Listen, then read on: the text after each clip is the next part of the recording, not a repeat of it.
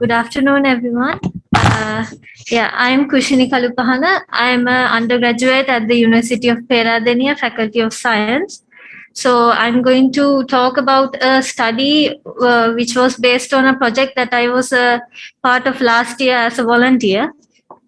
So yeah, so the topic is citizen science approach to long-term wildlife monitoring. So the background of this project is based on citizen science. So citizen science is the involvement of the general public in our research and various projects and activities. Like we recruit them as volunteers, we do workshops, we educate them and raise awareness. And so in turn, they help us with collecting various data for our research. And we also get to spread awareness. Yeah, so the objective of the study is the objective of this study was to monitor wildlife within a defined ecosystem in Sri Lanka using citizen science approach while educating the public on wildlife conservation. So this was the methodology that we followed. So first the suitable site was selected and it was mapped. And then a mobile application was developed in the name of Nature Citizen, and it was piloted and launched. And then volunteers from that selected site were recruited, and then they were educated on wildlife monitoring, on wildlife behavior, and how to take photographs using this mobile application. So data collection was done during a period of 9 months, and then finally the received data was analyzed. So this was the study area. So we selected the Dompe region in Gampha district. So this is an urban ecosystem with many housing complexes, hospitals, farmlands, and so it is a good study area to observe these human wildlife interactions and these urban wildlife in the area. So this is the user interface of the Nature Citizen mobile app that we developed for this study. So you can see this you can log in and you can add new observations. It is kind of like the iNaturalist application. I'm sure most of you know about that. So you can open the camera and get the picture, and you can add how many species you saw. And then we have specially prepared a database using Sri Lankan wildlife. So you can see that the names, the scientific names, and even the Sinhalese names are present. So the local people can understand and they know the common names. So all you have to do is you take the picture and then you get to select which one it is. So you can search even using Sinhala, the Helakuru font. You can search the name of these species and you can just you can save them. So then these get added to the database. So also the date and the time and the GPS location are also recorded. So like this, one user can get a collection of their own observations like this. And then on the back end, the administration can they can see this data that they have taken. So these are some example images that we received through this app in that period. So we have a spotted dove here, oriental garden lizard, and the purple-faced leaf monkey. So these were all taken by volunteers in that site. We have given them the application and taught them how to use it, and they have provided us with these photographs. So this is the backend interface of the program. So only the administration can see this. So you can see that this is the Dompe area, small section of that site. So all these colored icons are various animals that were photographs in the area. You can see this list goes on so much longer. So this is one example. So in this location, you can see a palm squirrel was photographed on the 7th of January at around 11 a.m. So like that, we get a complete database. We can get an Excel sheet with all the longitudinal, latitudinal data and everything, and we can use them for further analysis. So these are the results from the 9 months that we conducted this study. So we got a total of 542 entries. And then out of these, so since it is a citizen science project, you can't expect perfect results. So from this data, you can see that out of this, only 300 were clear images that were correctly identified by the user, the photographer. But there were 50 more that were clear enough for us to identify, but the user had not identified it properly. They had put an incorrect ID. And then a large percentage, like 21%, was not clear enough to identify because these images were taken from a phone, and most animals, they fly away or run away when we get close. So most of these images, they could be blurry or just not clear enough to identify the specific species. And then we had the 9% that were duplicates. That's when the user had taken multiple photos of the same animal repeatedly within a short period of time. So those were neglected. And then also there were some invalid images. That means, so for this study, we only considered the large animals like mammals, birds, and reptiles. So some of them had taken photographs of insects like butterflies and frogs. So those were neglected for this study. So this was the data for the study period. It was from January 2021 to September 2021.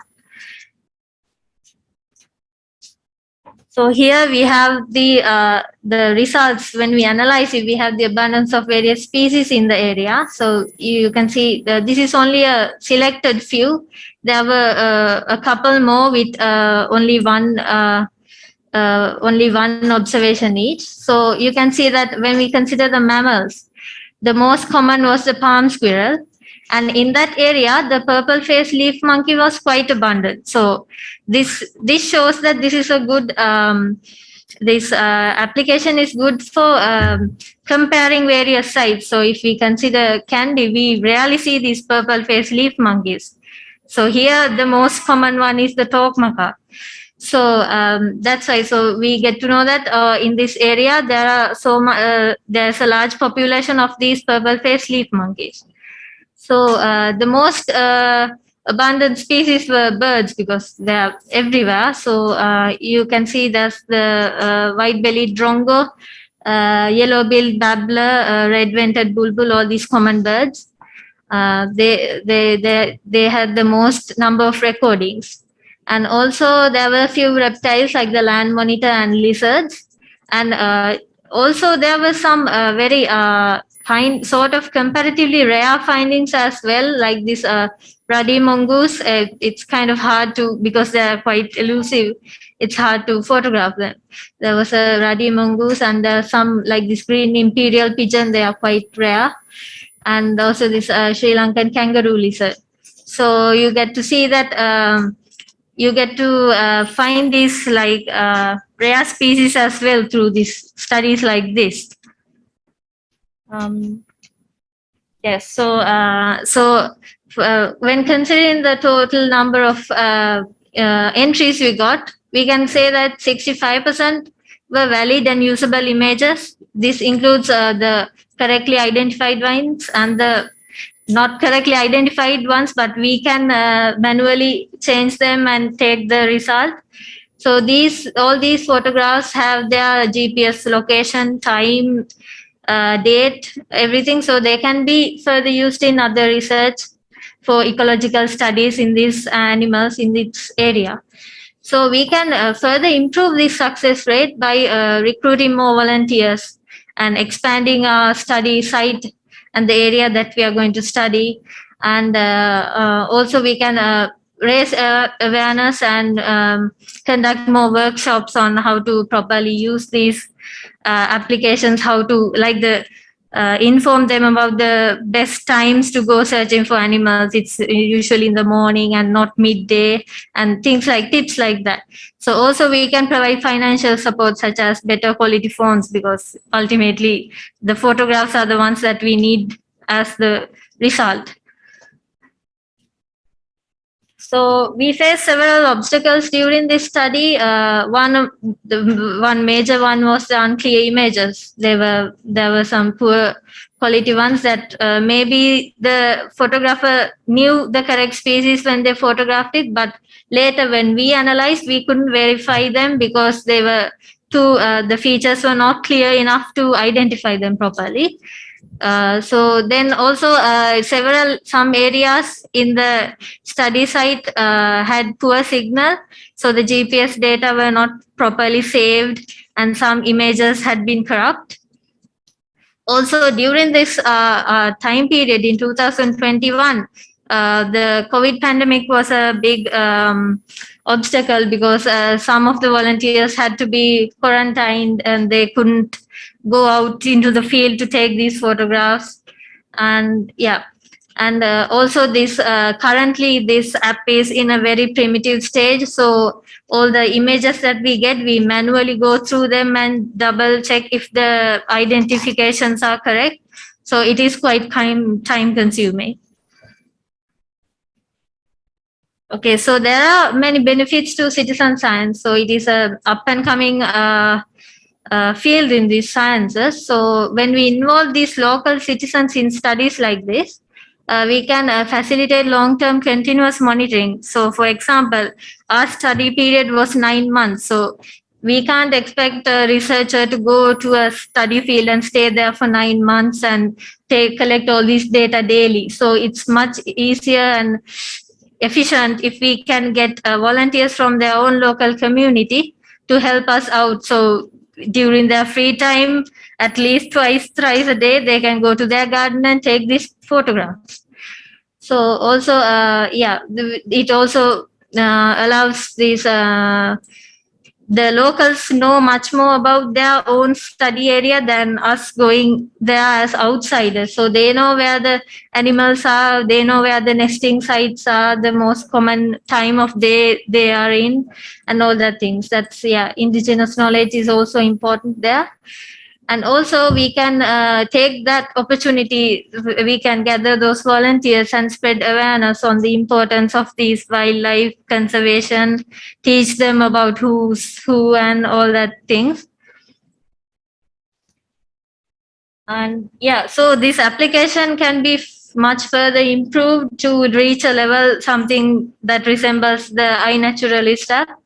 So yeah, when sufficient images are collected, we can use machine learning models to make it automated image processing for faster image identification. And also we can involve online users to interact with us and with the images and confirm the sightings, rather than the on one person identifying all of them. We can get multiple opinions and comments and further improve the application. Yeah, so in conclusion, a well-maintained wildlife database, such as the one we are hoping to collect during this study, during this project, it will help scientists in predicting animal movements, density, and potential threats such as human-wildlife conflicts and animal-borne disease outbreaks. So also involving the public, especially children, in citizen science will allow long-term data collection and enhance their interest in science and in environmental conservation. So the funding for this overall project was by a research grant from the UKRI Research England under the Bloomsbury Set UK.